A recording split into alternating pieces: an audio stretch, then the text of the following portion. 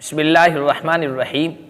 رحمت دو عالم صلی اللہ علیہ وسلم کی زندگی کا سب سے اہم پہلو اور آپ کی سیرت طیبہ کا اہم گوشہ وہ رحمت للعالمین کا ہے۔ آپ نے تمام لوگوں کے ساتھ رحم و کرم کا معاملہ فرمایا ہے، شفقت کا رویہ اپنایا ہے۔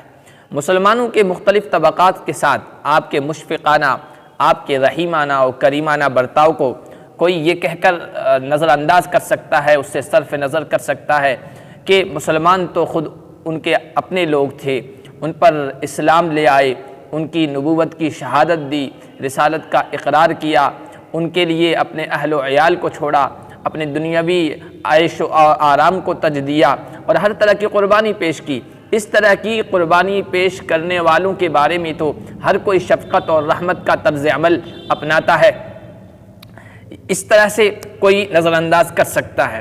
لیکن جب رحمت دو عالم صلی اللہ علیہ وسلم کی سیرت میں اور آپ کی زندگی میں ہم یہ دیکھتے ہیں کہ غیروں کے ساتھ بھی آپ کا معاملہ اسی طرح کا تھا، جس طرح اپنوں کے ساتھ رحم و کرم کا معاملہ کرتے ہوئے نظر آتے ہیں، غیروں پر بھی، دوسرے مذہب کے ماننے والوں پر بھی آپ کے رحم و کرم کا فیضان تقسیم ہوتا ہوا نظر آتا ہے۔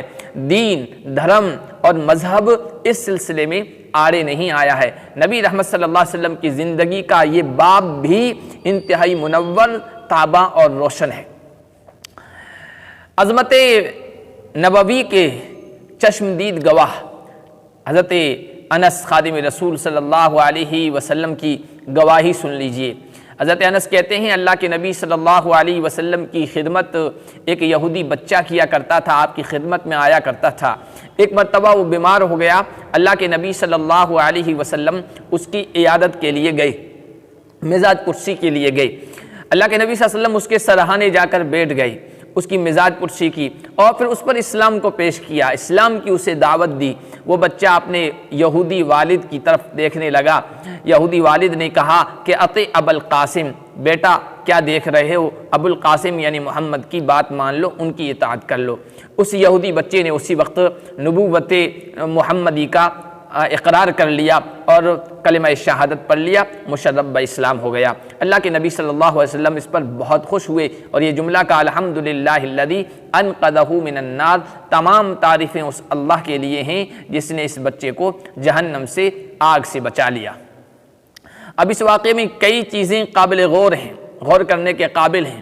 ان میں سے ایک پہلو تو یہ ہے، ایک چیز تو یہ ہے کہ اللہ کے نبی صلی اللہ علیہ وسلم کی خدمت کے لیے اہل اسلام خدمت گاروں، نوکروں اور خدمت گزاروں کی کوئی کمی نہیں تھی، لیکن آپ صلی اللہ علیہ وسلم نے ایک یہودی بچے کو خدمت کا شرف عطا کیا، اسے اپنا خادم بنایا۔ یہ رحم و کرم نہیں ہے تو اور کیا ہے؟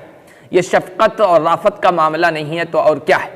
پھر جب وہ یہودی بچہ بیمار ہوا تو اس کی مزاج پرسی کے لیے، اس کی عیادت کے لیے، اس کے حال چال معلوم کرنے کے لیے نبی پاک صلی اللہ علیہ وسلم جو دنیا کی سب سے عظیم ترین شخصیت ہیں، چل کر اس کے گھر گئے، اس کی مزاج پرسی کی ہے۔ کیا دنیا میں کوئی اس کی نظیر پیش کر سکتا ہے؟ ایسی مثال پیش کر سکتا ہے کہ کوئی شہر کا حاکم، شہر کا بڑا آدمی اپنے ایک معمولی نوکر کے حال چال معلوم کرنے کے لیے، اس کی عیادت اور مزاج پرسی کے لیے خود چل کر اس کے گھر گیا؟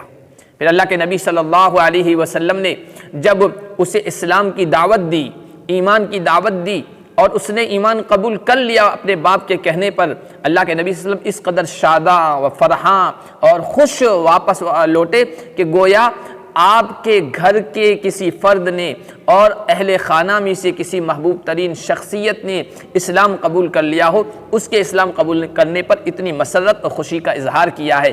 یہ رحم و کرم کی انتہا ہے جو نبی رحمت صلی اللہ علیہ وسلم کی طرف سے پیش آئی ہے۔ اس طرح کی مثالیں بے شمار آپ کو محمد مصطفیٰ صلی اللہ علیہ وسلم کی سیرت میں، آپ کی زندگی میں نظر آئیں گی۔ انشاءاللہ اگلے ویڈیوز میں ہم یہ آپ کو بتائیں گے کہ غیروں کے ساتھ، دوسرے مذہب والوں کے ساتھ آپ صلی اللہ علیہ وسلم نے کس طرح رحم و کرم کا معاملہ فرمایا ہے، اپنی جان کے دشمنوں تک کو یک لخت ساری خطائیں ان کی معاف کر دی ہے، اور مذہب بیچ میں آڑے نہیں آیا ہے، مذہب حائل نہیں ہوا ہے، جس طرح اس بچے کو خدمت گزار بنانے میں مذہب آڑے نہیں آیا۔